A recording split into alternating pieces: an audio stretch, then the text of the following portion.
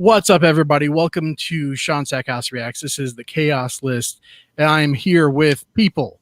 We have Chris Knight, we have Danny from Comic Chat, and we have Miss Mary Mayhem from that channel. What the heck? He can't talk now. He's like, what? Channel of said same name. Yes. Well, that channel, and let's not forget Geeks and Gamers. Yeah, and Midnight's Edge as well. And that's true. Yeah. Yes. Oh yes. Don't forget Tom, Rob, and Mecca, and all of them over there. I've got my finger in all the pies. That sounds dirty. Yeah, I was hoping it would. So that's what I was shooting for. I'm intrigued now. Give me a minute. I have to go away. Yes. Nah. And John from John Talks should be joining us here shortly. The links to everybody's sites, things are down below. So how are you guys doing? Like right now with we're getting breaking news every day. How's everybody feeling? Well, I'll start. I feel pretty good about this. I feel like it's a really great opportunity for me to go ahead and enact my world domination plan. This is really the time, and I feel like this is going to be my year. Problem is I'm actually out in the public and working still, so my world domination plan will take place first, which we've decided is going to start by me streaking through the back hallways of where I work. Oh my god! Which will make more people want to go and self-quarantine themselves. He's going to mark his territory on the blackjack table. Yes. If you see the national news, video footage. If you see that in the national news, if you see like security footage of a guy up on his haunches like this. Look, you're wearing shorts. Somehow I always knew you never wore real pants. I actually do wear pants. Just tonight I'm not, because it's hotter than hell down here. That was glorious. I love how I come up with an idea and Chris just takes it to a whole nother stratosphere. Welcome, John. Glad what's going on? What's going on? Hey, how's it going? Good. Excellent. Sorry, I'm running a little late. Oh no, we just started. It's totally cool. Danny, this is John from John Talks. John, this is Danny from Comic Chats. Hey, Danny, nice to meet you. All right, what's up? So, John, we were just talking.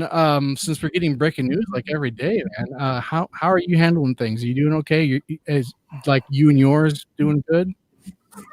Yeah, so far I'm doing, no complaints here. I finally fell asleep here, so that's why I'm running a little late. That's really cool. just woke up here. So how are you guys feeling about that $1,000 stimulus check idea? What? Ready. I'm checking the box every day. Mm-hmm. Yeah, they're talking about making a deal on $1 trillion stimulus plan that includes $1,000 stimulus checks to all Americans over 18. And then I like that idea. And the next I like that idea because that means my son gets one, and he can pay rent. Can take it from him. You're like, you're grounded. I'm taking your check. I'm gonna look at him and you're like, well, right now there's bills that need to be paid, and you live under my roof. You're 18, and well, now I guess with the way Kansas just called all K through 12 schools private or state run. Therefore, Missouri has today every 2 hours followed suit. So I'm just waiting for them to say that for the rest of the school year, Missouri schools are out. Heather told me earlier that there's no school for the rest of the year, at least for the North Kansas City School District. So they haven't announced that yet because I have my phone right here. Well, that's rest to the school year. Yeah. I haven't heard that yet. Keep in mind it's March, so the rest of the school year isn't that much longer. But I know where I live at there. If you have paying rent, mortgage, schedule for evictions, we've stopped all that. Can't do any of that in South Carolina. Yeah, well, that's good. I mean, really, it's an interesting time to be alive. You know, I mean, none of us have ever witnessed anything like this. It's kind of like a human experiment to see. You know, we're going to see what type of pedigree of human beings we are. And on that note, I wanted to share this really quick because I thought this was really cool. You guys are all aware of Kathy Yan, right? Who's going to be doing, she was supposed to be doing Kenobi, right? She was, yeah. Yeah. So, Roxane Gay, she Kathy Ann retweeted Roxane Gay. So they're both telling people, if you need money, DM me and I will send you money, because if you're in a bind right now due to for all of these closures and layoffs and what have you. And this is the first time I've ever seen a celebrity or celebrities do this type of thing, where they're actually talking to their fans saying, hey, like Roxane Gay said, if you are broke, you need to stock up on groceries, Venmo me. I will Venmo you $100, like 10 people. And then Kathy Ann retweeted it. That's actually a really, really cool human thing to do. Yeah, that's beautiful, actually. And it does remind us that in these kinds of trying times, just saying this earlier, I was on with Jedi Buddy, that we have to remember our humanity, right? We have to remember why it's important even at all to preserve humanity. Why are we even doing any of this in the first place? This whole locking everything down. Not that I agree with this particular tactic, because I'm a freedom kind of gal, but Sure. But why are we even doing any of this? Well, at the end of the day, it's because humanity is special, and people are showing empathy and strength in situations that no other species on the planet is capable of showing. And we come together during crises that, in a way that I think is quite beautiful. And so we have to remember our humanity in these kinds of moments. Some people do.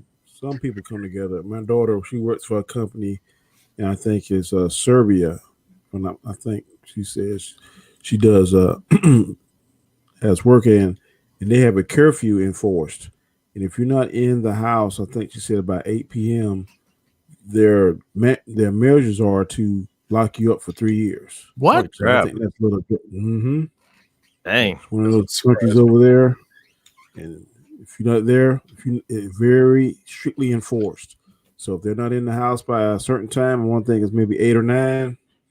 Then the consequences is 3 years, no question, in jail.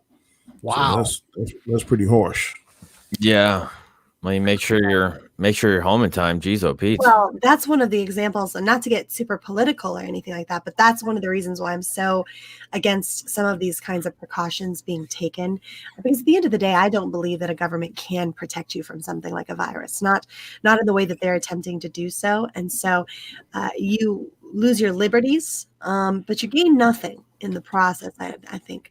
So I have a big aversion to these kinds of tactics. At the end of the day, I think that their freedom and the right to choose what it is that is best for you should be preserved at all costs, because everything else goes. If you don't preserve that kind of freedom, everything else follows behind it. And so I'm very apprehensive about this kind of tyrannical government takeover sort of thing, where you can tell people what they can do and when they can do it and where they can go and all that jazz. Because the key here is okay, except for the school thing that happened today in Kansas, and so the casino thing, they can do that. They hold the licenses. Okay, that kind of makes some sense.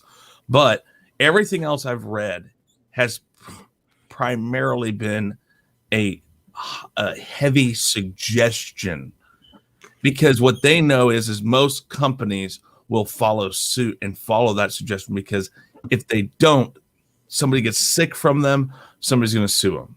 They're responsible, right? Yeah. See, so the government's using words to make it sound like they're telling us to do it, but they're still saying, we suggest you don't stay in groups of 10 or more. We suggest that restaurants close down their dining rooms and only go to, and I don't know, this may have changed, but only go to carry out or whatever.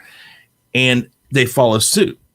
But I called around all the casinos around here yesterday, and everybody's like, no, we're planning on staying open. And then today the governor had to say, we're pulling the plug on that. And that still doesn't make all of us stay home. Like I said, I'm still going to work tomorrow. Yeah. But the majority of people, I mean, because in this type of situation where there's so much that we don't know, a casino would be just too much of a hotbed for this type of thing, Yeah. And everywhere is not only a casino. What you going to do about all the homeless people? That's the thing. That's the big thing. But people have to understand something. all these precautions, and this is kind of what I don't know, Mary, I'm not going to put words in your mouth, but I think this is kind of what you're saying. All these precautions go into place. But here's the thing. It's just like when they take the infrared temp reader and put it on people's heads as they're going to an airport or someplace. That doesn't tell you that they don't have it. We know that. We know that it could be 14 days before you exhibit signs. You may not have a temperature, but you could be spreading it. And so what is this really doing?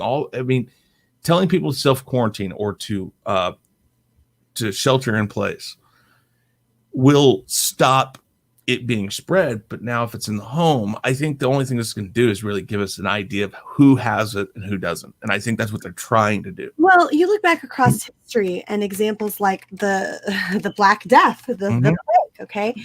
They forced that as well. They forced families to stay in their homes once they'd realized that they'd had it. And the truth of the matter is it didn't stop it.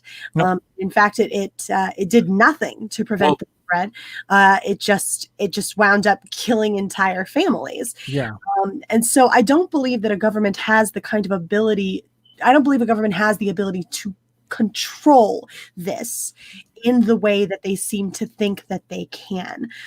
These protective measures are really, I think, ultimately only going to lead to potentially the delay of this being spread and making it potentially last longer, a longer economical stressor on our economy, a longer overall ordeal for everyone to deal with, because I don't think it's going to stop the spread, and I do believe that it will, but I do believe that it might delay it. Or extend it and make it more scattered, more of a prolonged experience where people are affected. I mean, you might have fewer people affected, but ultimately I think it's still going to be upheaval that will simply last longer. Now, this is my layman's opinion. I don't claim to be an expert, but I do think that by acting this way, that what they are doing is contributing to a mass hysteria and a panic, and people beginning to sort of act like animals out there, animals over silly things like toilet paper. So I feel like this is something that we shouldn't be losing our freedom over, because we can't control it in the way that they seem to think that we can. And you are ultimately contributing to people acting like animals. So I think people should use good judgment. People should be wise. Yes, wear a face mask, disinfect, be careful. Don't be out unless necessary. But restricting people in the way that they are, I think is it's certainly not constitutional. No, certainly. I finally figured out what the correlation with the tissue paper and the virus is. There isn't. It's people with no brain that are just buying stuff to buy it. No, it's basically when one person sneezes, about 10 people shit their pants. Well, that could be. There you go. All right. So what are our topics? Well, I was just going to say we have 5 topics. Okay. The first topic here: TV shows and movies are being shut down due to the pandemic. So we have a list like Shang-Chi, The Little Mermaid, Home Alone, the Matt Damon and Ben Affleck collaboration, The Last Duel, Del Toro's Nightmare Alley, The Batman, Falcon, Winter Soldier, and Stranger Things. NBC Universal suspended production on all 35 of its shows across syndication and broadcast. Warner Brothers shut down everything from Young Sheldon to the CW shows, and even Disney is waiting to decide the fate of the release date of Black Widow. So that's actually been determined that it is delayed. Oh, has it? Okay. Yeah. Heard that today. So this is, I mean, it's a really interesting thing, because not only is this unprecedented, as far as like something that's affecting the entire world, but I mean, this is the first time that our entertainment has really been kind of up in the air. World War. Don't you wish you had Disney Plus now? No, I don't. World War II. It was somewhat affected, not like this. Right. World War I. It was still somewhat affected, not like this. But I mean, there's been instances, but not like this. It was. Things were affected in like the World Wars because some of the actors were called away to war. Yeah. Some of the leading men of the time. This is different because limit on how many people can gather.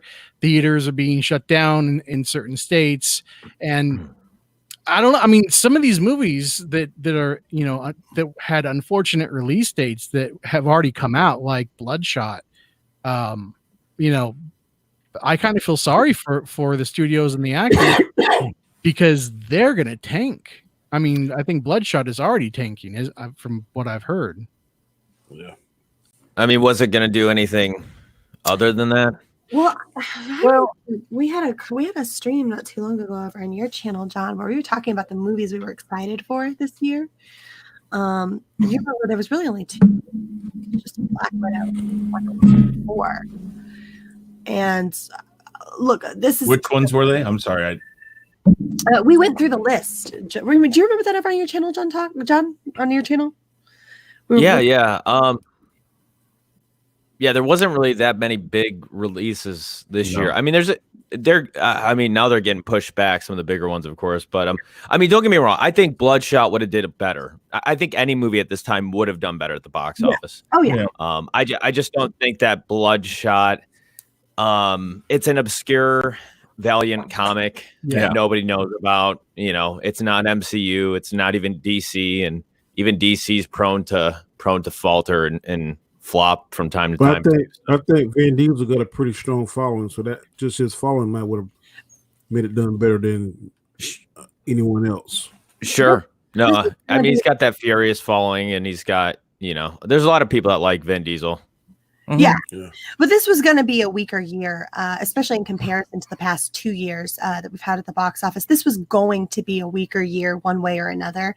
And the second quarter was already kind of struggling. And now with everything getting pushed back, it's going to make it more difficult on the box office, because the things that people did want to see, the few sort of things that were going to float out there are now potentially going to run over top of each other. And this may have lasting impacts into, if things get pushed back drastically, into the following year. This may well impact the entertainment industry even into next year, depending on how things get released and how they decide to approach this particular issue. So there may very well be a domino effect here from the pushing of everything back. We may see this have a drastic impact on the entertainment industry, not just from this year, but even possibly. You're not gonna. Here's the thing: everybody who's involved, and I mean big companies, everybody who's involved in the entertainment company will not see. They won't see the recovery of any sort of money. And I'm with you guys. I think Bloodshot's a lost cause. I think a lot of these, even if they put them on the streaming services, they're not going to make the money they would have.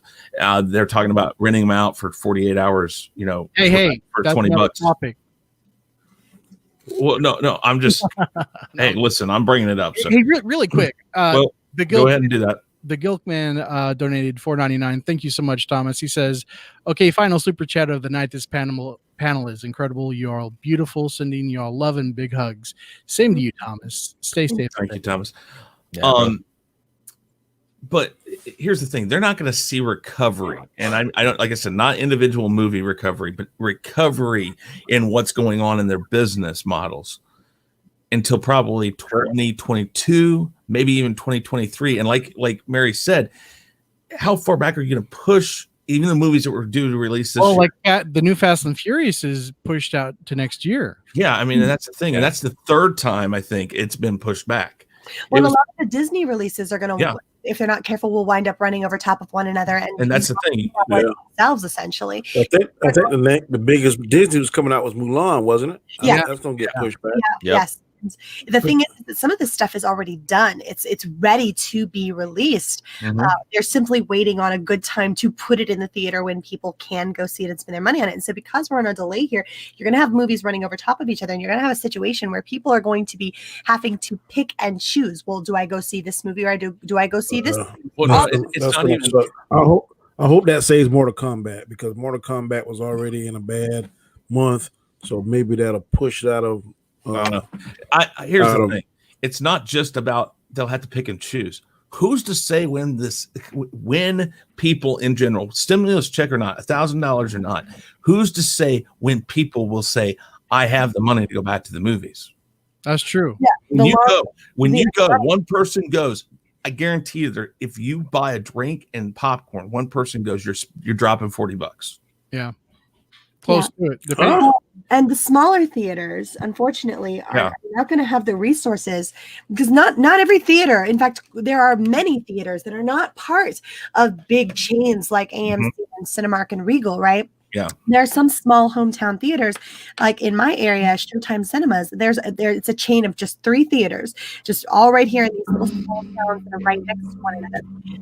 And they barely hang on. They hold out for those big releases, like Mulan, like Black Widow, like Wonder Woman 84.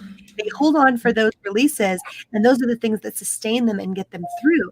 And so when you have those big releases being pushed right up next to one another back to back, which is what's going to wind up having to happen in a situation like this, because when they do get released, it'll be later down the road. There are going to be fewer options. They're going to be cramped closer together. People will pick and choose if they go at all, if they have recovered from this economic issue that we're all going to wind up feeling here very soon. And so smaller theaters are going to struggle to stay open if they manage to do so at all. And so you're going to see bigger companies like Disney, like Sony, like DC, like Warner Brothers. They'll be fine. They'll weather the storm. The larger theaters, the larger theater chains will be fine. They'll weather the storm. But you're going to have smaller companies, smaller theater chains potentially go under from this. And sure. Well, that's where the government needs, and again, I don't necessarily believe the government needs to step in for everything, but if they're going to be giving out stimulus, they're going to have to figure out things like that too. That's why it's such a well. That's the thing, though. This whole thing is like a $1 trillion price tag, so that includes money to go to states and businesses that are being affected by this situation. So I mean we're just gonna have to see how it plays out, because I mean like Mary said, there are going to be smaller places, theaters and non-theaters, just small mom and pop joints, that are going to be hit really hard by this, and that's their whole income, and it's going to crush them, and that sucks really, really bad. Second topic we have, so they're doing like isolations in California. Like all of California, if you're over 65. So Arnold Schwarzenegger advises against unnecessary risks under the curfew. He took to his socials to invite his fans to stay home as things settle down in the current health emergency. He says, "We will get through this together." The caption reads, "Like other Californians over the age of 65, he has been asked to self-quarantine." He didn't say it right. Oh, come on. Like other Californians. How do you feel about I understand that this virus affects people who are 65 and over more, but how do you feel about it? Kind of feels like we're being singled out, don't you think? Oh, how did Danny? I don't know. Oh, sorry, I don't know how you got kicked out there, Danny. How do you guys feel any kind of way about like people over 65 kind of being singled out? This is again. Go ahead, Mary. This is a person.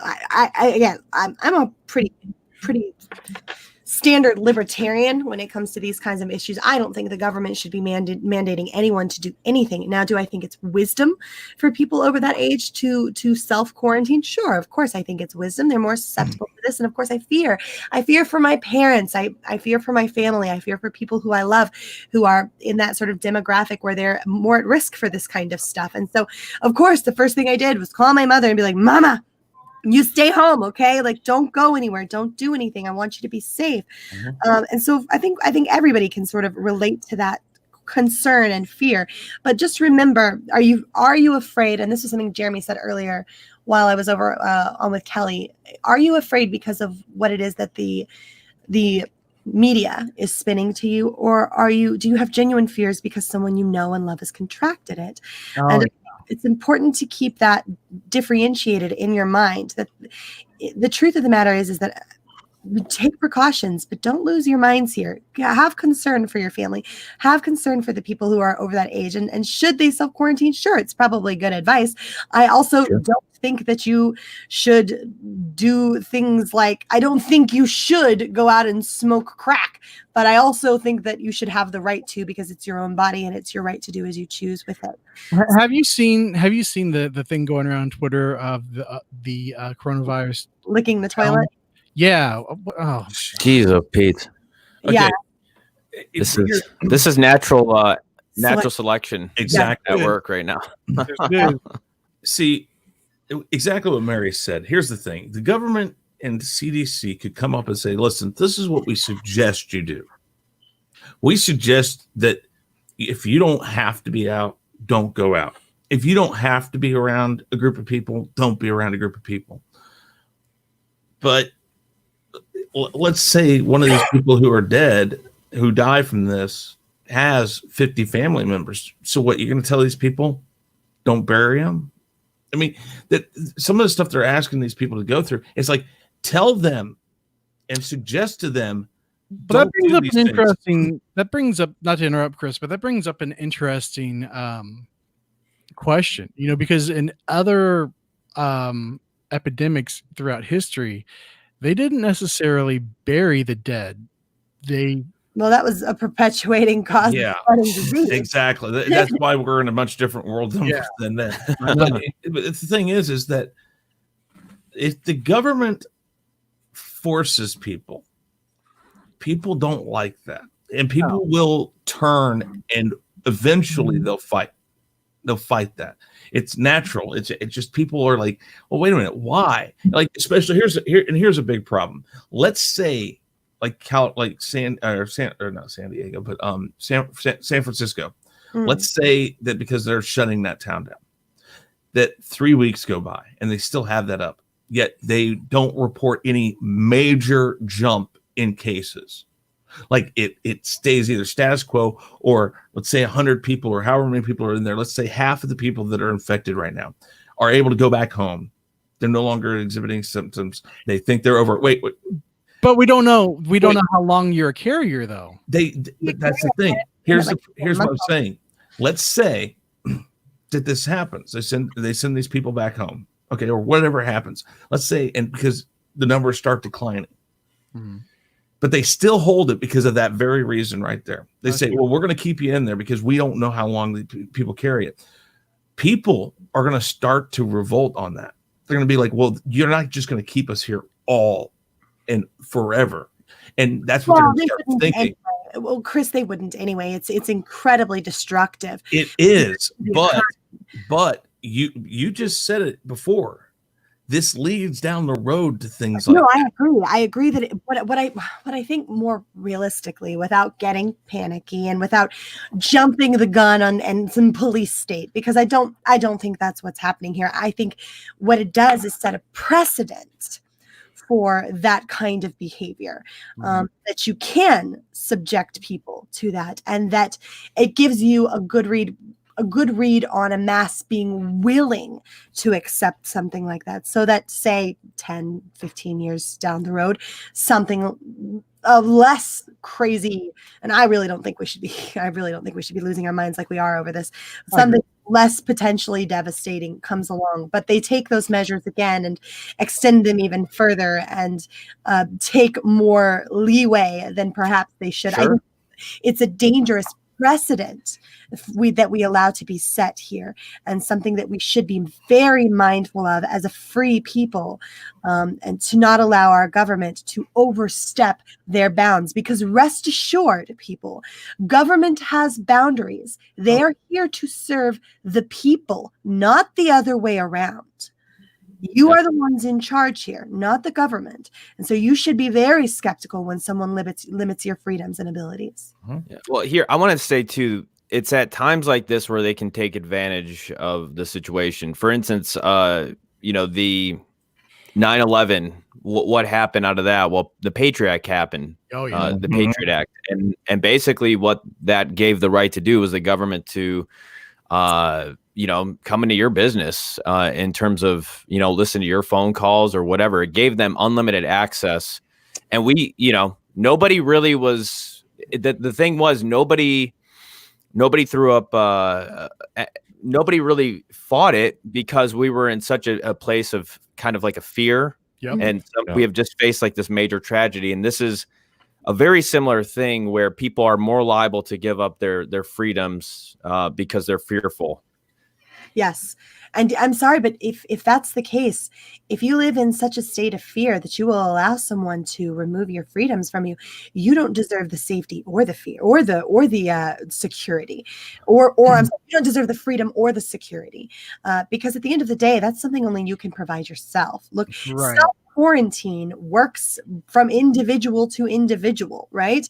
If you self-quarantine, guess who you're protecting? You and your family, right? Whether or not you do that for yourself, that's going to impact you and yours, right? It shouldn't be a mandate because people should be smart enough to be able to choose to do that for themselves. It should never have to be a government mandate.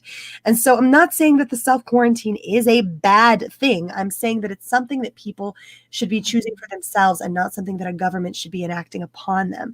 And so if you allow a government to force you into a position where you're silly enough to do it, they'll let you. I mean, they'll take full advantage of that. Full advantage of it, and you don't deserve the security that they promised but can't give, nor the freedom that was yours before they decided that they could take it away.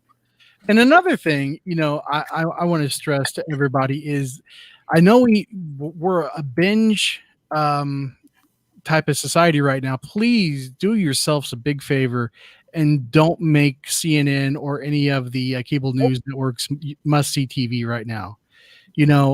Don't go into the 24-hour news cycle and just watch nothing but this, because you're going to freak out. Yes.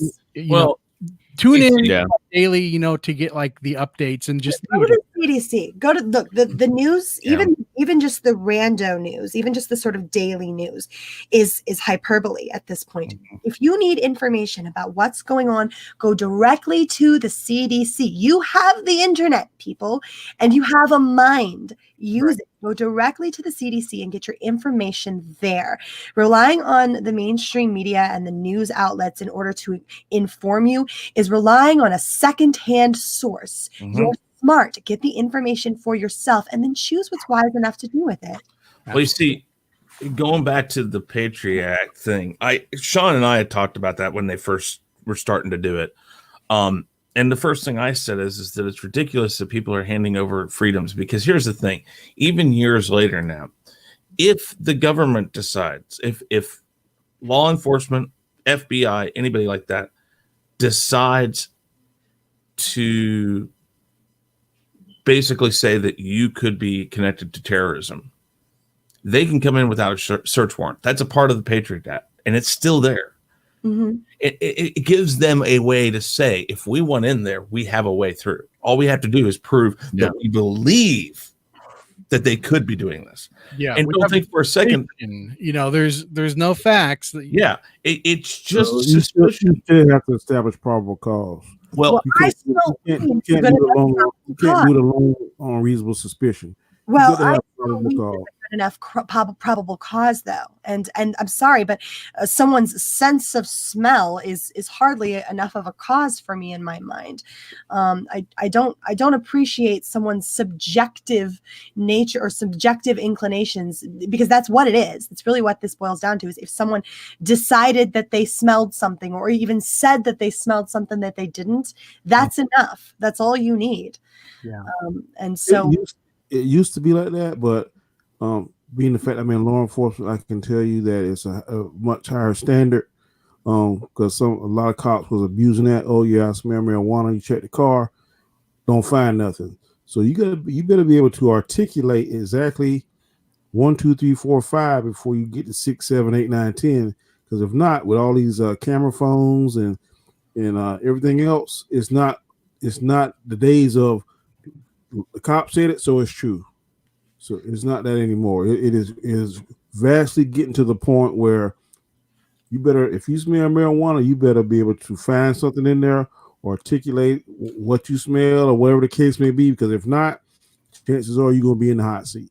Well, you'll forgive me, and this, I mean, absolutely no disrespect, because I do respect law enforcement, and I think they have a very important, very dangerous, very admirable job. But you'll forgive me if you don't mind when I say that I am naturally a bit distrusting of what someone else and their protocols and procedures that I'm not particularly privy to or well informed on are. I will always do what it is that is in my best interest, and I'll always be a little bit skeptical of someone who is in a quote unquote authority position over me, because I feel like that's important to keeping balance. I can understand that, and I respect that, but this is what I always say to that. There's people on YouTube that are bad and suck. There are people in the casino business that are bad and suck. There are people in the movie business. I hear on your channel, Kathleen Kennedy is bad and she sucks, but that's not all people in that profession. That's true. There are some cops out there that shouldn't be cops, but for the most part, in my experience, I've been doing this 25 years now, I try to do the right thing. If I have it, I have it. If I don't have it. No, and I agree with that sentiment, but Kathleen Kennedy's not in a position of authority over me. No, I was just using her as in every profession. My point is, there's somebody that shouldn't be there. I was just using her as an example. Yes, I agree. 1000% agree with you that there are some cops that should not be in this profession. But on the same token, there's some that are doing a damn good job. Oh, absolutely. No question about it. There have been multiple occasions where I would have been up a creek without a paddle had the police not been there to assist me and help me. And it's like I said, it's an admirable job. I just tend to be more skeptical of someone who is in a position to exert a measure of control or power over me. Kathleen Kennedy can't come into my home. Are we talking about federal government as opposed to local law enforcement, or federal? I'm in local. The feds have absolute power. Yeah, I'm more. Yeah, I mean, I think they're the ones that would be. I mean, again, like due to their ability with the Patriot Act, they could show up on your door, and the feds. They have the stuff that they can listen to your phones. Yeah. I'll just go a little bit. We have some issues where there's kidnapping or the parents taking the child. There is equipment out there that can almost track that phone almost to the very spot that individual's standing at. There is sophisticated equipment out there, but I will say we got to have certain parameters before we can call to use that equipment. I don't know if the federal government has those same leashes that we do. Probably not. Well, that's one of the reasons why I don't believe power should be so much in the hands of the federal government so much as the states. It was never originally designed to be that way. It wasn't. So, yeah. Here we are.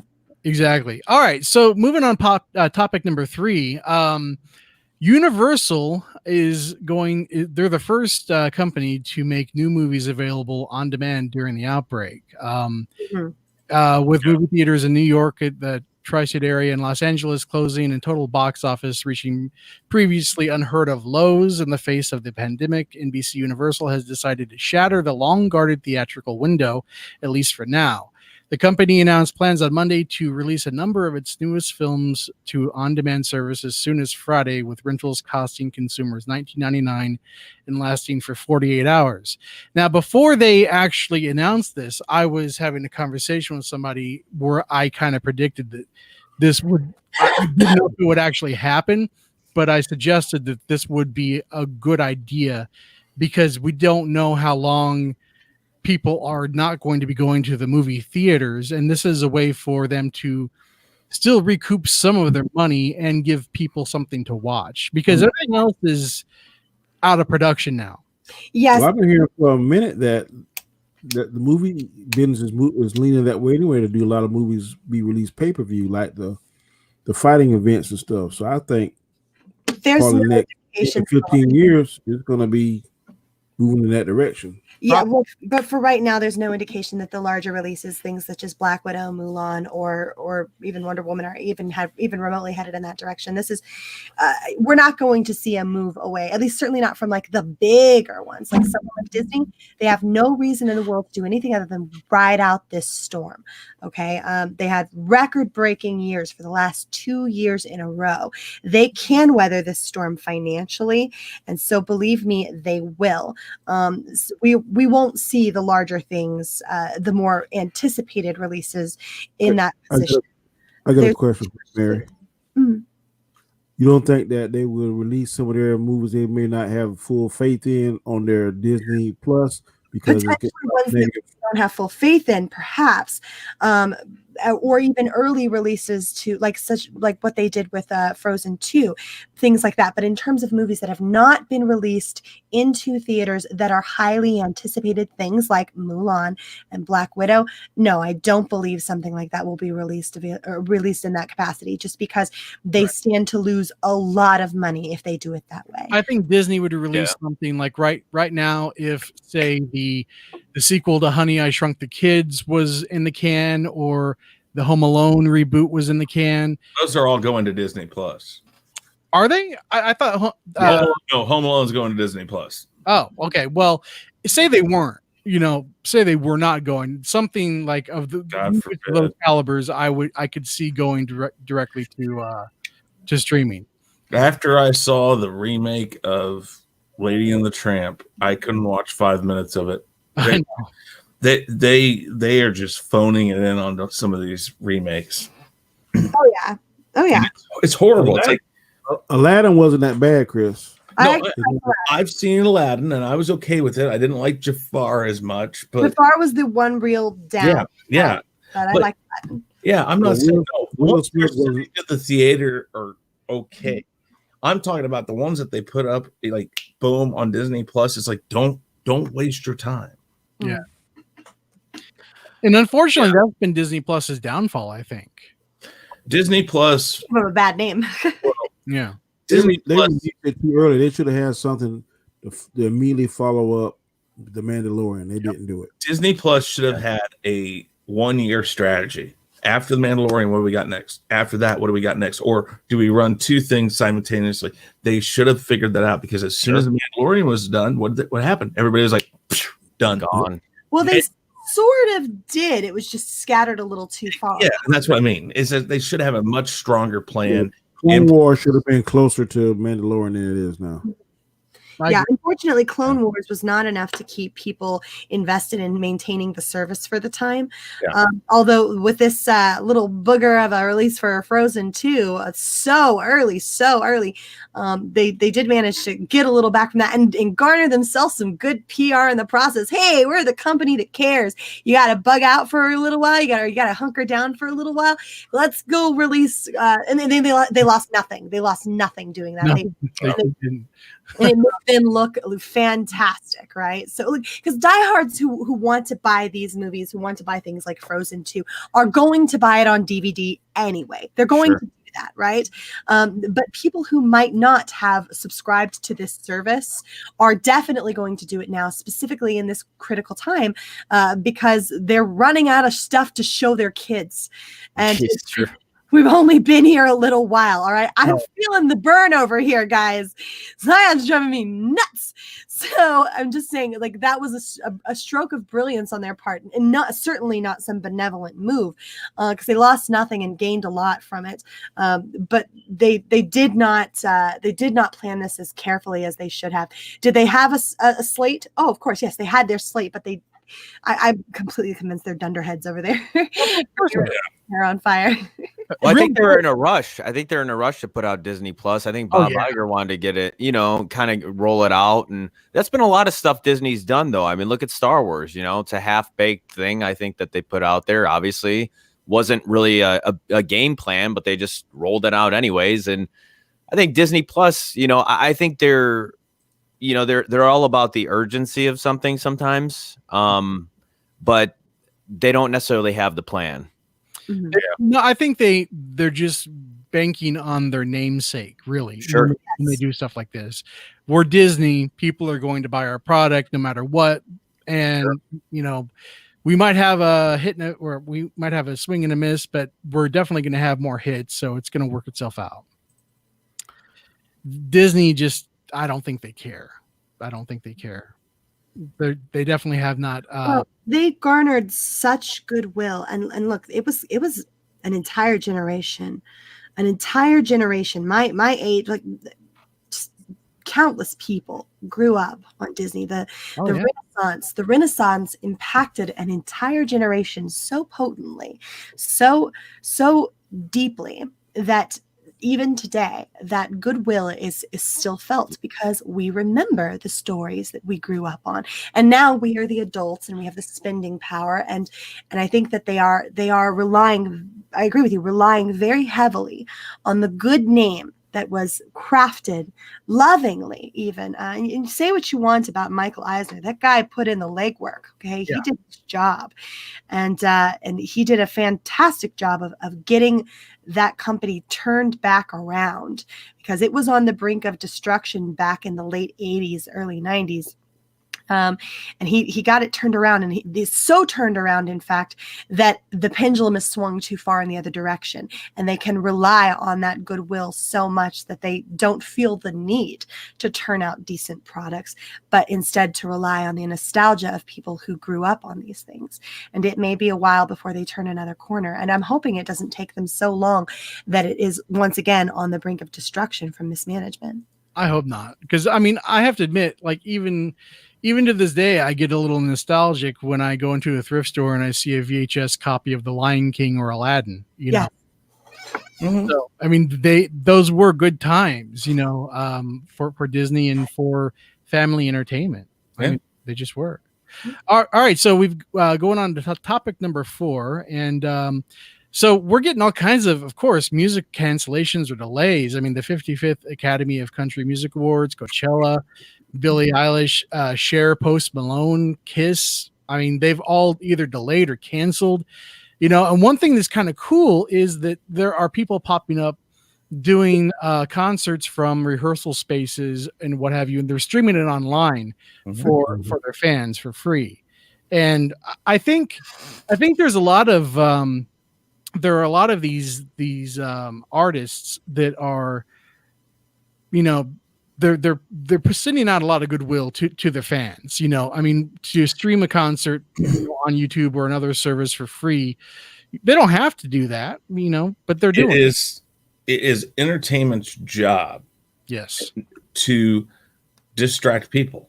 And when you take away the options that are normally there, such as concerts, bars, you know, clubs, sporting events, when you take that all away, casinos. When you take that away, it's still entertainment that's going to keep people's mind off of it. And bands, music people, Hollywood companies, say what you will about them and whatnot, they know that. Yeah. And so whatever goodwill they put up front now, they know will help them come back from whatever this does to them. Oh yeah. So it's not necessarily like they're doing it to help themselves in the long run, but they know it will help them. So they realize whatever we can do right now, and in the world we live in, look right now, Sean, you and I are the closest people in this panel. Yeah. And we're all on this together. We're talking right now based off of this wonderful technology that's the internet.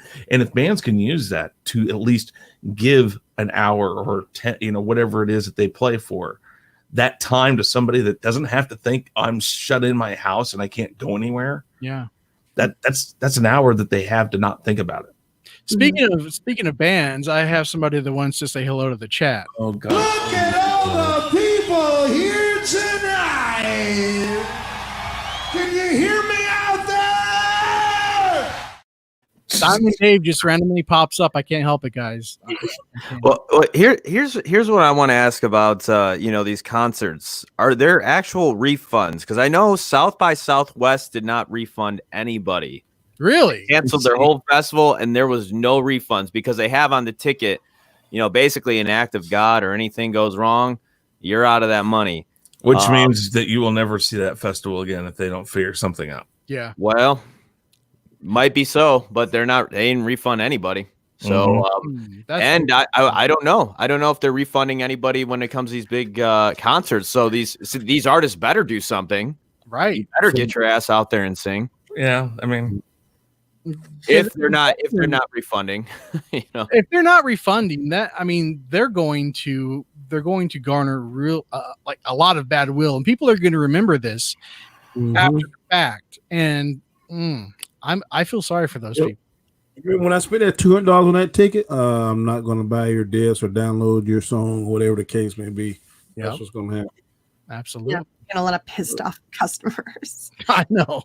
All right. So moving on to topic number 5, the fifth and final topic. Let's see. So, how do we practice social distancing while helping the economy? Our economy runs on mutual dependence. There you go, Chris. As we spend time in self-isolation, let's think about all the people who depend on us to make a living. The Lyft driver, the dry cleaner, the child care provider, the barista at the coffee shop. People are starting to practice not only social distancing, but also economic distancing, which leaves a lot of people in the lurch. What can we do to make a difference when we're stuck at home, disconnected both socially and economically? Well, that's a fantastic question, and the truth is it's not an easy answer to it, because we rely on that interaction, that sort of social interaction, just to get our daily necessities, right? Like toilet paper, right? We do need this sort of daily necessities. You can do your best to shop online. You can do your best. More Amazon. Stop that. Amazon's doing so well. If you need to go grocery shopping, I would suggest a lot of Walmarts now have pickup service, right? Instead of running around inside the store, you still need to get your shopping done, right? Let's behave normally as much as possible. Still do your shopping, but get a pickup service or a drop-off service that will limit the amount of interaction that you have with people down to literally just, instead of the hundreds of people that you would walk past in the middle of the store, you can basically chill out in your car while the grocery worker person brings it out and puts it in, and then you can go home to your family. And so those kinds of interactions are one way to go about it. And then of course try to keep it as normal as possible. Certainly you can't go to the movies or necessarily go out and do the frivolous things that maybe you normally would have, but a lot of drive-thrus are still open. So if you're still going to work and can afford to do so, and you can, like I stress, and you can afford to do so, don't be afraid to maybe get a little McDonald's drive-thru or something, because the economy stagnating is a big problem and something that we need to be careful of. If you can afford to handle going out and doing the things as close to normally as possible, try to do that. It will maintain some sense of normalcy. Well, let me ask you, Mary. I mean, with everything, with all the unknown that we have right now with this virus, would you trust a teenager who works at McDonald's to handle your food and then eat it with 100% certainty that you're not going to contract something? Oh, certainly not. I think most of us don't. There is something to be said about having to stay and keep the economy going, but again, this is what I've said whenever the government started saying the things they said, stay inside, do this, do that. Then it becomes the government's problem. The government's going to sit there, and I don't agree with the government handing out money left and right necessarily. But they are creating this monster and they know exactly where it's going to go. Yeah. And this is what happened with the auto industry. It's happened with the banks.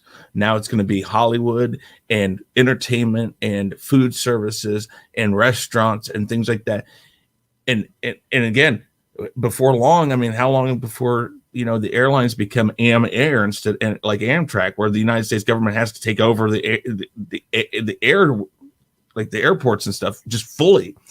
I mean, that's the thing that it all goes back to. The government does this stuff, and then all these industries are going to look back at the government and say, well, you told us, you told people to do this. This is your fault. Where's our money? And that's where there needs to be a pushback, though. Like there does need to be a certain amount of, like people need to say like, no, like everybody's been so compliant, and I'm really surprised. Even to some extent, I'm not hearing much out of business owners who are going to lose their livelihood over this. I'm surprised I'm not hearing more of an outcry from them. Oh, you're hearing it. Maybe it is out there, and I'm just not hearing it. But I think either way, the media and what the government has done, they've created such a panic that the economy is like screwed. Like it doesn't. at this point, it doesn't matter. I mean, for them to propose a stimulus plan at the price tag of $1 trillion, they have to be very fearful of. Do you understand something though? Because if they're only going to give $1,000 to each person, if that's what you're hearing, that's only like $327 million. Well, the rest, 327 billion maybe is what I'm thinking. The rest of it is going to go to states and help fund crucial things that they need to help prevent things or what have you. So we're taking a. But hold on. There was last night. There was an economist that works for the team at the White House, and he said, to really get through this, what we would have to do is give every American over the age of 18 $1,000 per month until we see our way through the coronavirus outbreak. There could be it's printing money at this point. That's the thing. It's devaluing the dollar. Oh yeah, and inflating everything. So everything just continues to go up anywaing. Yeah. $1,000 isn't much anyways. Like it's really, people are going to be paying their bills with that. They're not going to go. I think it's more of like a preventive measure, because if you let these people get restless, they start feeling desperation. That's going to lead to rioting, because that's going to lead to chaos, and there is not enough law enforcement manpower or emergency manpower to handle all that. So I think they're trying to do this to kind of calm it down a little bit, is my guesstimation of the situation. I'm not saying it work. I'm just saying we don't want riots and people going crazy. Also, not to get too political, but I mean, this is an election year, and I'm sure that the president does not want to go into re-election with the coronavirus hanging over his head, but also a really crappy economy. It's going to be like that anyways, and just because you throw money at the problem isn't going to fix it. Look at 9/11. They gave us a handful of stimulus packages. Some people, not everybody. I've never met anybody who didn't get one. I didn't get one. What was? I don't think it was much, was it? No, I saw something. I didn't. It was like $100 or something. Yeah, I don't remember ever seeing one, but that's just whatever. I mean, I'll take it, but yeah, exactly. But I mean, I don't know. I think if they can, they're already projecting that, or they're already saying that we're in a recession.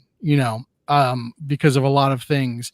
So if a depression is on the horizon, wouldn't it be better to battle one thing at a time, if possible? Like get the coronavirus out of the way before we have to deal with an actual full-blown depression? It won't change anything. Just because you think closing down businesses. No, because like here's the problem. You throw money at the problem. We're like in December last year, it was like $22 trillion this country is in debt. You add one more trillion just because they're printing it up. That's 23 trillion now. You are closing businesses as we speak. That's not going to stop the economy from it's not going to stop a recession. If we're in a recession, it's only going to mean that when we get back up and running, it's going to be even more known. And it's going to be even worse. All right, well, hold on. Tim Grove says 40% of people have less than $400. $1,000 a month will prop them up. That's fine. And also, he says it was 600 under Bush. I don't remember seeing that. I didn't see that money. I don't remember. I mean, it's almost 20 years ago. Unless they put it in my taxes. I guess if they put it through taxes, that might have been the case. No, it was an actual treasury check. I didn't get it. So, yeah, I didn't get it either. I think it was no, it was a little over 100, or maybe it was a couple $100 at most. Maybe it was a percentage of your income though too. I'm not sure. But yeah, I think at this point that the ship has sailed. Here's the thing, the crazy thing, the UK has basically told their older people, stay at home, quarantine, everybody else business as usual. Mm-hmm. And I think, I honestly, it's like, I think we just got to work through this. Take all precaution, be as careful as possible. I don't know what the right answer is, but I know coming to a screeching halt that this is going to have devastating consequences economically. And people that are, okay with it now, they're okay with it now, but you will see the effects. And when the effects hit, it's going to be a rude wake-up call. Oh, it's going to hurt. It's going to hurt bad when we come out the other side, for sure. Just keep your heads up, though, folks. And I'm not saying this isn't going to be a struggle or a trial, but keep your heads up and remember that sort of sense of hope and optimism will carry you a long way. It really will. It'll get you through further than a lot of people realize. The optimism is what we need to maintain here, and just be good to each other. So that's key to getting through hard times. Sometimes is keeping your head up and keeping your head high. Yeah, and it's kind of cool now that as opposed to what happened with 9/11, we have this outlet. We have YouTube, and people go to YouTube more and more every day as opposed to like broadcast television to, watch their favorite YouTubers. So, if the people on YouTube can provide forms of entertainment for people, then that's just even more of a good thing, and all it costs them really is their cable bill subscription for their internet. Mm-hmm. So, well, on that note, does anybody have anything to add before we wrap up tonight? I'm awesome. Just putting that out there. Please. Well, I have the links to everybody's channels down below. Make sure if you're not subscribed to Mary and John, make sure you go subscribe to them. Also subscribe. Who's not? I know who isn't. Who does not know Mary and John? Come on. I mean, after that Gail Simone video, Linda. Fuck you, Terry. But yeah, thank you guys for being here. I really appreciate it, and Danny and Chris as always. Thank you to everybody in the chat. Thank you to Thomas for the super chat. And until next time, guys, keep your heads up, like Mary was saying. Stay safe, and we'll see you next time. Take care.